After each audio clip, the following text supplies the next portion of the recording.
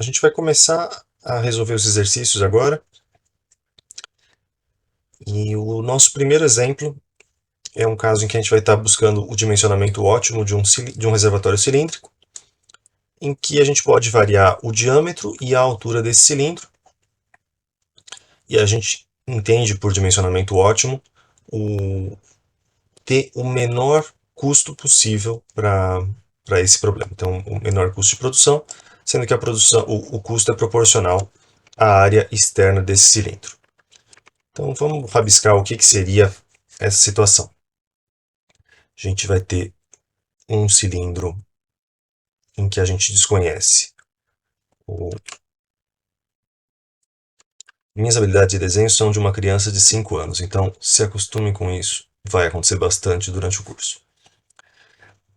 A gente vai querer determinar o diâmetro e a altura desse cilindro, e o nosso objetivo vai ser minimizar o custo de produção que tem a ver com a área externa. Então eu vou precisar de alguma forma calcular a área externa desse cilindro. E num cilindro eu vou ter a contribuição da área por conta da tampinha, da parte de baixo, e também uma contribuição por conta da parte lateral.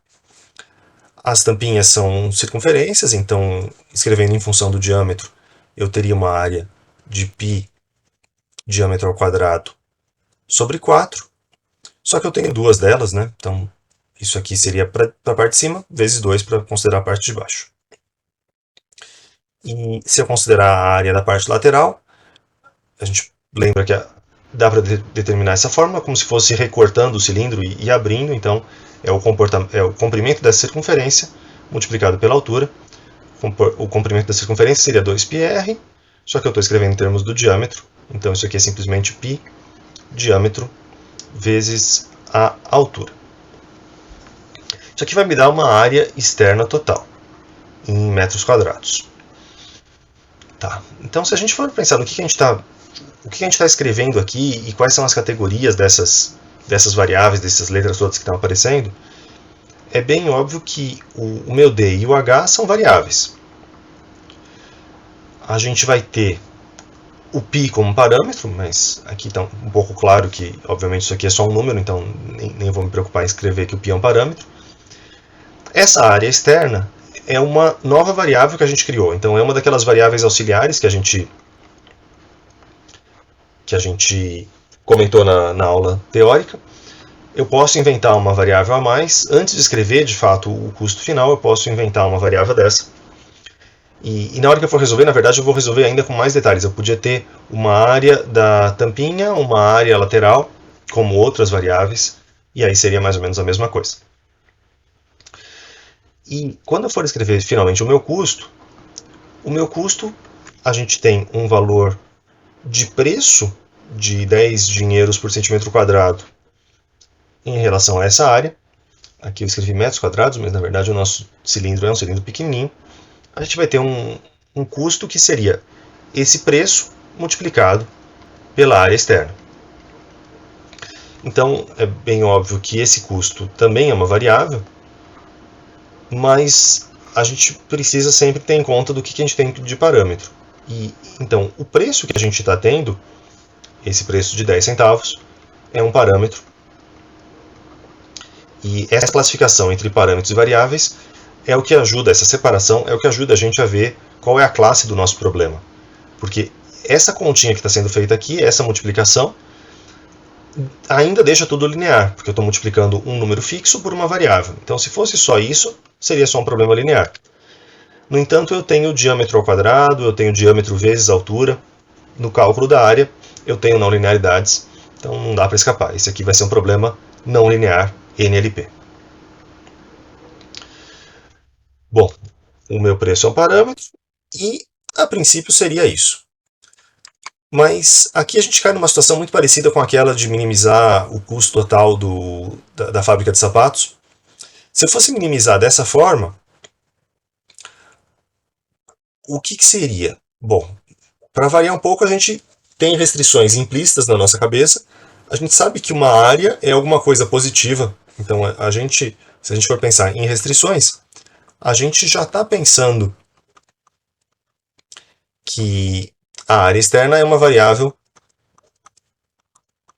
positiva, uma variável maior ou igual a zero. A rigor não é positiva, ela é não negativa, mas enfim, eu vou continuar dizendo positiva por facilidade de comunicação. Então, uma primeira restrição seria que a área tem que ser positiva. Bom, se eu tentar minimizar isso aqui dessa forma, o P é um número fixo, então é como se eu estivesse só minimizando a área externa. E aí a melhor solução seria ter uma área externa igual a zero, seria não ter cilindro. Como é que a gente evita esse tipo de situação em que você minimiza e acaba não sobrando nada? Na nossa descrição, a gente tem uma especificação de quanto que é o volume do cilindro que eu quero obter. Se eu não tiver essa especificação, eu não vou ter cilindro nenhum. Então, existe uma restrição importante, que é um volume pré-especificado, um volume que tem que ser igual a 400 centímetros cúbicos, e o volume a gente calcula como área da base multiplicado pela altura. Então, π diâmetro ao quadrado sobre 4 multiplicado pela altura. Isso tem que ser igual a um certo volume, e esse volume de 400 centímetros cúbicos também vai ser um parâmetro. Então, essa restrição é fundamental para permitir que a gente tenha algum cilindro, que sobre alguma coisa. Se a gente pensar nas nossas variáveis, também é verdade que o diâmetro e a altura também têm que ser variáveis positivas.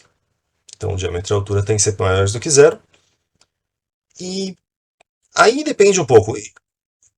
Quando a gente fizer no solver, a gente só vai escrever o diâmetro e a altura como variáveis, porque no solver você especifica quais são as variáveis em que o próprio solver pode mexer.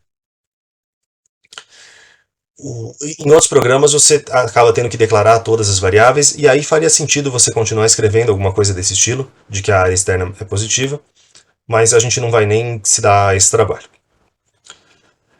A outra questão importante é que a gente sempre escreve as restrições como desigualdades com bolinha cheia. Então sempre é maior ou igual, menor ou igual.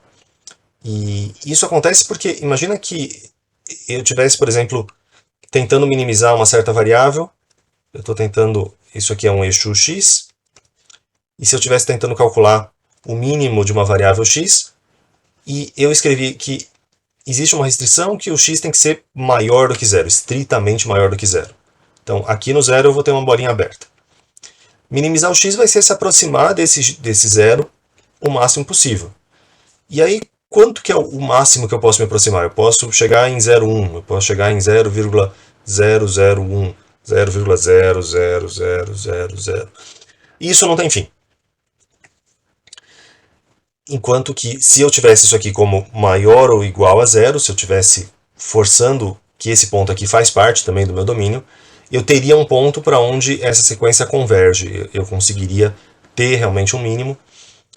Então é por isso que a gente não lida com restrições de desigualdade,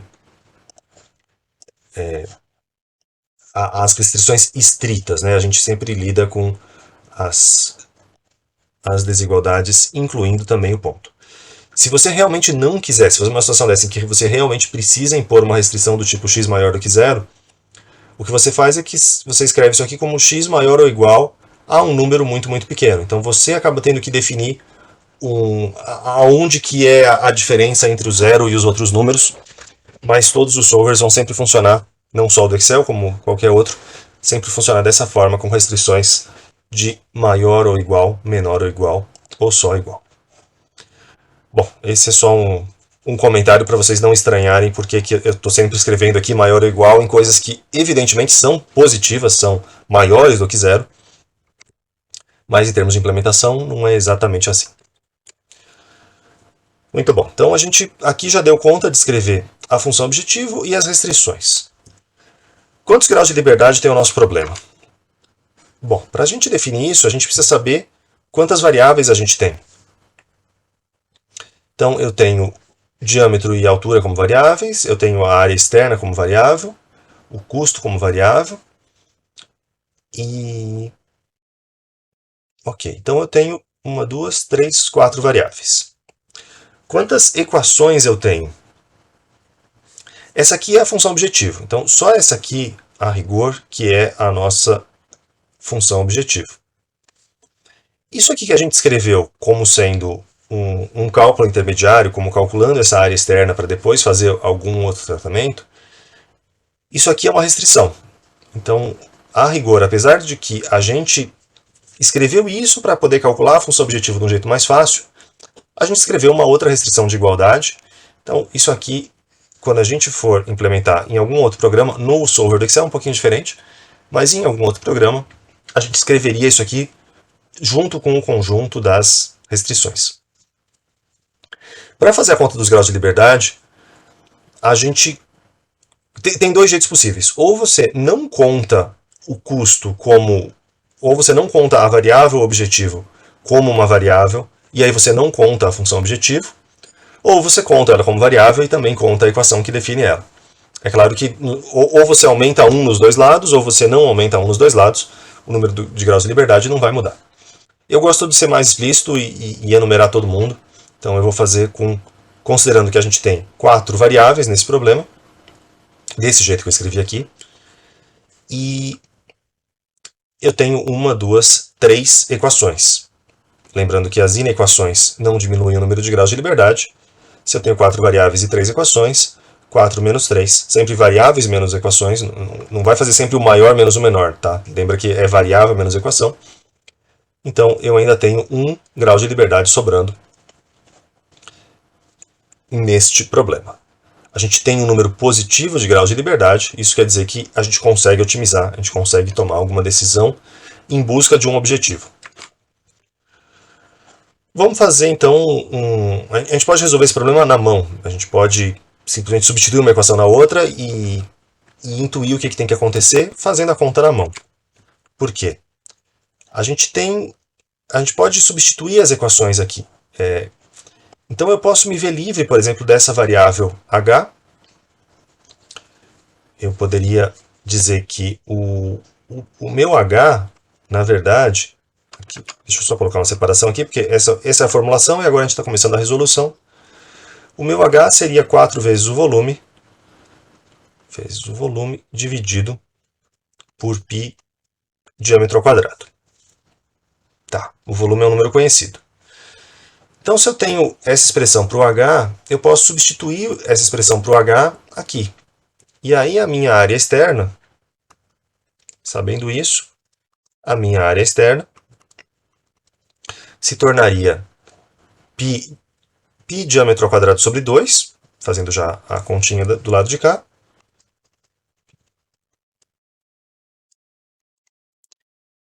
E o que sobrou? Π diâmetro vezes isso aqui. Então vai ter um π diâmetro multiplicando, vai ter um π diâmetro ao quadrado embaixo, vai sobrar 4 vezes o volume, dividido simplesmente por 1 diâmetro. Muito bem. Essa é a nossa área externa.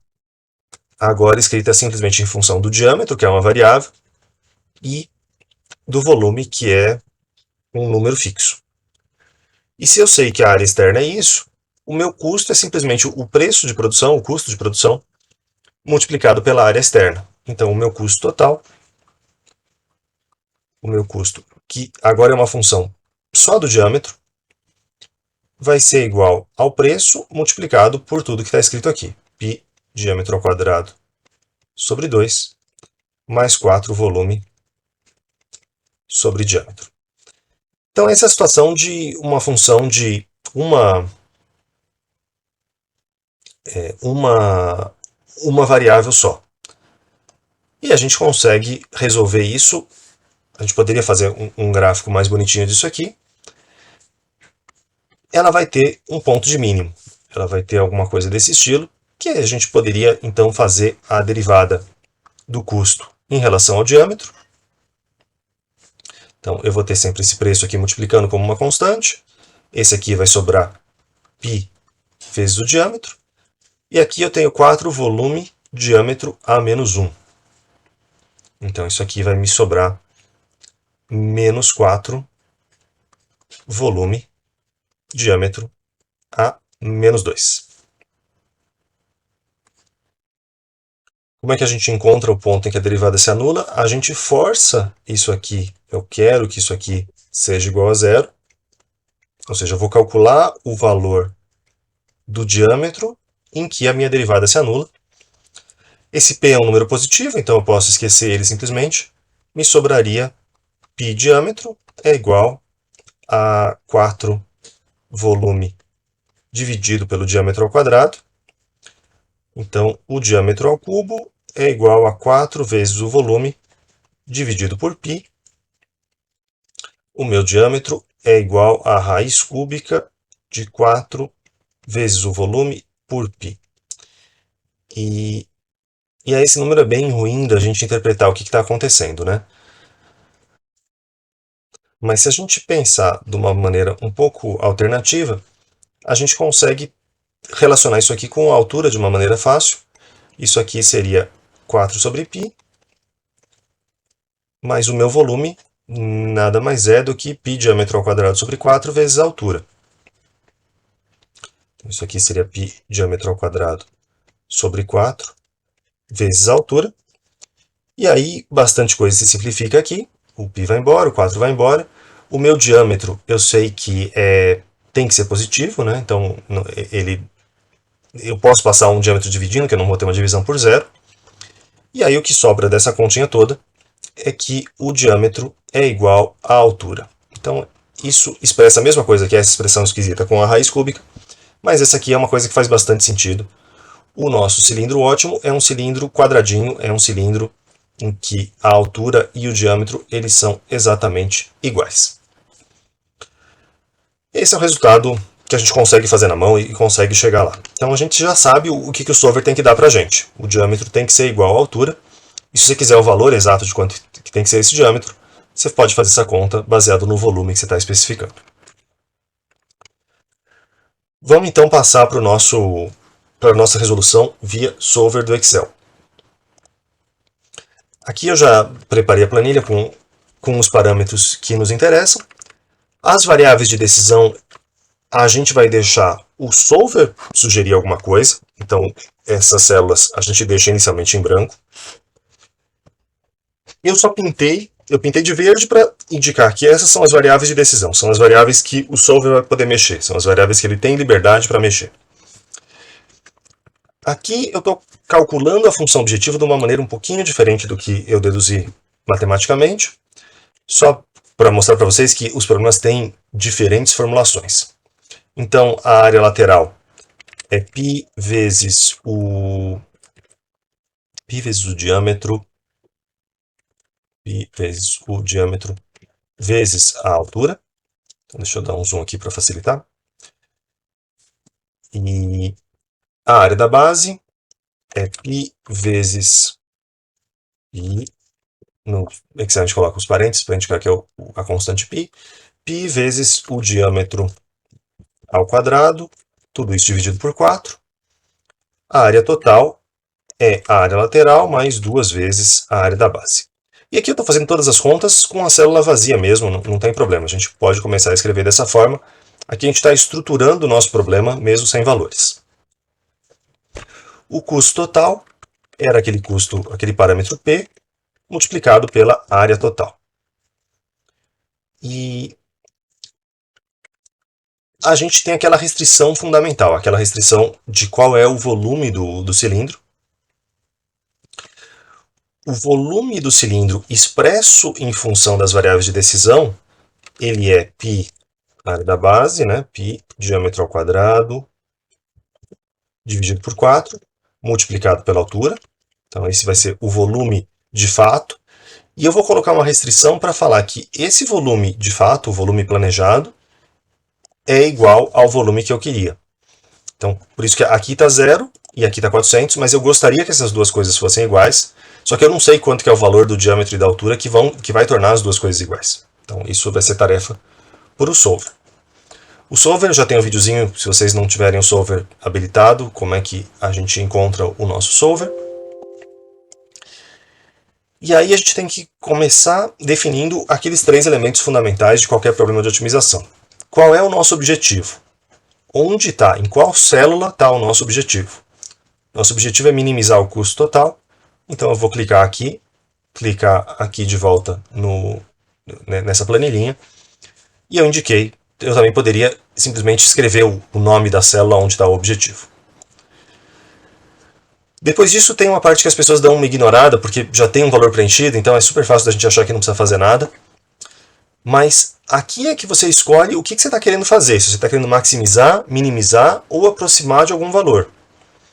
A gente está querendo minimizar o nosso custo, então eu preciso trocar, preciso indicar que eu quero a minimização desse custo. Quais são as células variáveis? As células variáveis são as células que o solver vai poder trocar, e aí vão ser o F4 e o F5, vão ser essas duas. Note que isso aqui é um pouco diferente da listinha de variáveis que eu escrevi. Na hora que eu formulei, eu tinha colocado a área externa e o custo como variáveis também. Isso aqui pensando de um jeito um pouco mais abstrato. Mas via solver você pode escrever de formas diferentes. O que eu estou fazendo com a área externa aqui, a área total, eu estou calculando ela na planilha baseado nas variáveis de decisão. Então, quando a gente trabalha dessa forma, a gente não coloca essa área externa como uma variável a mais. A gente vai escrever, deixar o solver variar essas duas. Quando essas duas células mudarem de valor, essa área total vai mudar de valor, o custo total vai mudar de valor. Então, essas duas restrições, esse cálculo da área externa e esse cálculo do custo, no fundo, eles já estão aqui na nossa planilha. Eles não estão como restrições que eu vou adicionar agora. Mas daria para fazer também como restrição. Para ilustrar essa questão da restrição, eu vou adicionar uma restrição que é o volume planejado, o volume calculado com o meu diâmetro e a minha altura, tem que ser exatamente igual. Então aqui a gente tem opções de menor ou igual, maior ou igual, como eu tinha falado anteriormente, sempre incluindo a bolinha fechada nas restrições. Esses últimos são restrição inteira ou variável inteira ou variável binária, são para variáveis discretas. Mas o que a gente quer aqui é a restrição de igualdade, a restrição que a F18, essa célula F18, seja igual a alguma outra célula ou algum valor fixo. Eu vou colocar em função da célula. A F18 tem que ser igual a C4, e aí é só dar o OK, que isso vai estar pronto. Hoje em dia, por default no solver, essa opção de tornar variáveis irrestritas não negativas vem marcada. Nas versões antigas isso aqui não vinha marcado e também era fonte de confusão. E hoje em dia, mesmo marcando, continua a confusão. A gente vai ilustrar isso aqui na semana que vem. O que isso aqui faz? As variáveis irrestritas seriam diâmetro e altura. Quando eu estou dizendo que elas são não negativas, é um jeito de escrever essa restrição que estava aqui. Então, o diâmetro e a altura são maiores ou iguais a zero. É só esse checkzinho nessa caixa já está fazendo isso. De vez em quando as nossas variáveis vão poder ser negativas e a gente vai ter que desmarcar essa caixinha, tomar um pouquinho de cuidado. Por fim, a gente pode trocar o método de resolução. A gente tem uma resolução não linear e a gente tem uma resolução linear, principalmente. Eu não vou falar muito do evolucionário, então a gente vai alternar entre essas duas. Qual é a nossa classe de problema? O nosso problema é um problema não linear. Então aqui a gente não tem escolha. Se a gente tentar rodar isso aqui como simplex, ele vai falar que não é linear, então as condições de linearidade não foram satisfeitas.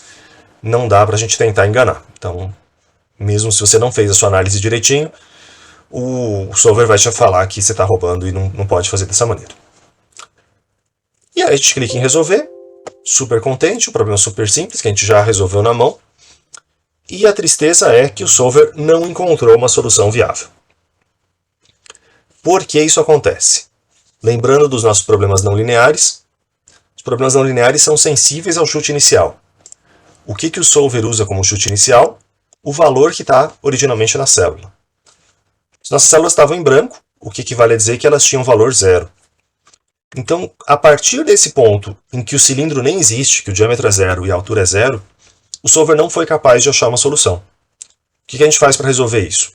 A gente chuta alguma coisa, e chuta mesmo, algum valor aqui de diâmetro e altura, e você pode ver que com esse diâmetro e essa altura eu estou bem longe ainda do volume planejado. Então eu podia tentar aumentar um pouco aqui, sei lá, 10 e 5. Aqui eu estou mais perto já do meu volume planejado. Então você pode dar um chute que que tenha mais ou menos uma cara de solução.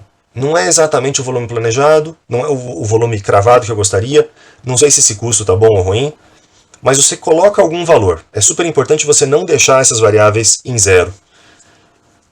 Esse chute pode ser ruim, mas ele certamente é melhor do que o 0,0. E aí, quando a gente manda resolver o problema de novo, aqui sim o solver consegue encontrar uma solução, e é uma solução em que as duas variáveis matematicamente seriam iguais.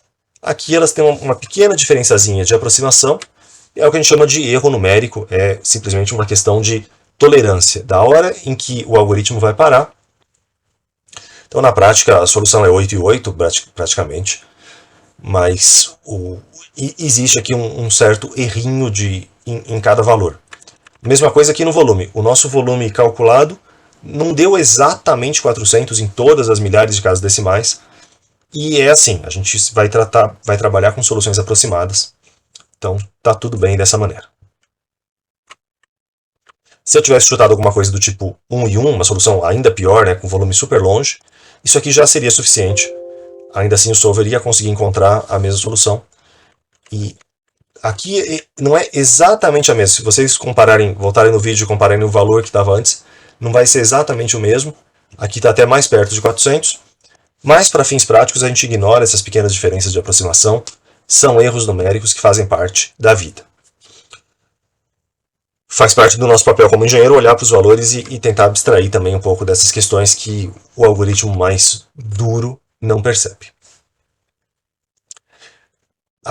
Aqui o nosso item E pergunta: teria alguma situação em que a gente poderia calcular que o solver calcularia uma solução diferente da que a gente calculou na mão? E o que pode acontecer, não nesse caso, mas poderia acontecer em outros, é da gente ter múltiplos ótimos. Se vocês fizerem o gráfico dessa funçãozinha aqui, do custo em função do diâmetro, vocês vão ver que tem só um ponto de ótimo, então a solução que a gente calculou é de fato o mínimo em que essa derivada se anula, é o mesmo mínimo que o solver está encontrando, mas em problemas não lineares sempre existe um risco do que pode acontecer diferente.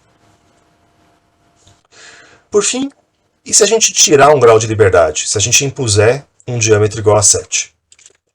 A gente tem atualmente um grau de liberdade sobrando. Então eu posso colocar um vínculo a mais, eu posso colocar uma restrição a mais. Deixa eu só anotar, vou copiar esses dois valores aqui para a gente lembrar quanto que estava dando o nosso custo.